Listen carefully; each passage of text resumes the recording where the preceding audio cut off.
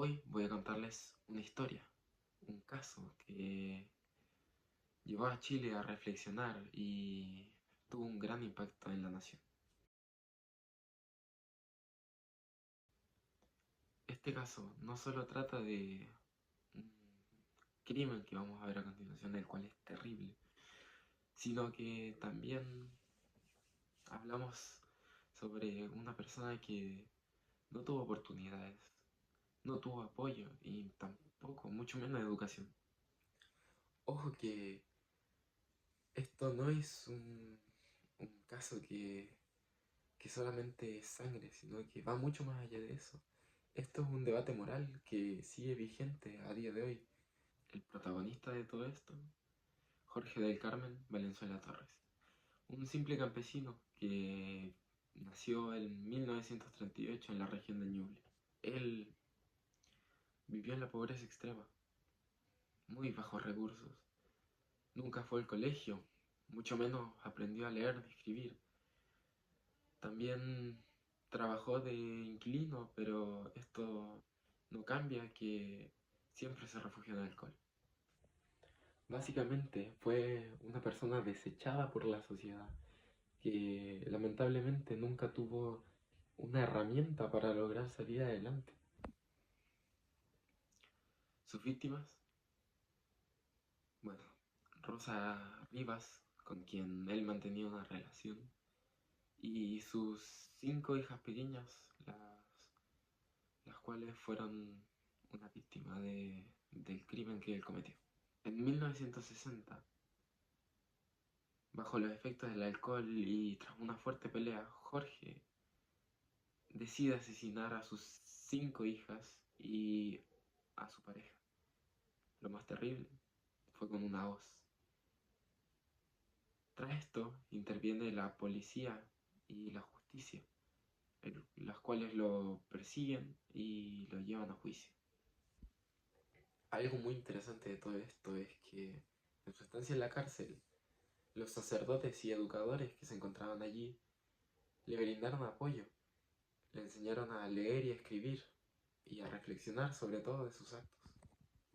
Estamos hablando de Chile en los años 60, un país desigual, influenciado totalmente por la Iglesia Católica, por su moral, y con una pobreza extrema que afectó, en este caso, a Jorge, pero así como afectó a Jorge, afectó a miles de chilenos y chilenas.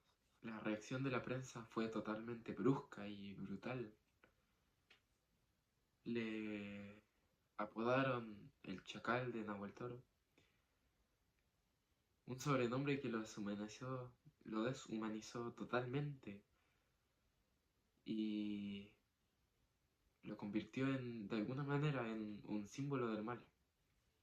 Pasa el tiempo y la nación se empieza a preguntar, ¿era el único culpable él?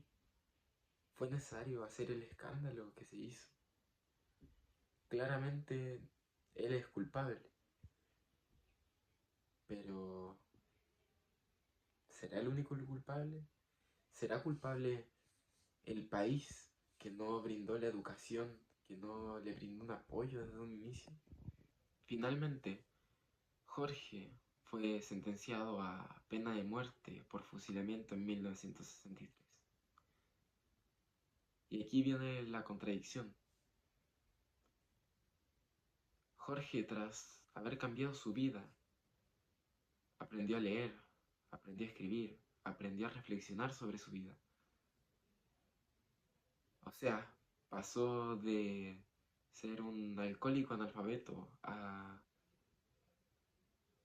aprender de sus errores. Se convirtió en religioso incluso. Todo esto nos hace pensar en, ¿fue justo? ¿Fue justa la sentencia que le pusieron? Por un lado, la ley claramente sentenció un crimen horrible, terrible, pero por otro lado, luego de haber cambiado, luego de haber intentado surgir con un apoyo, De este caso, podemos concluir cosas que fueron correctas y cosas incorrectas. Como, por ejemplo, claramente el crimen que hizo Jorge, pero también el abandono que él sufrió desde su niñez.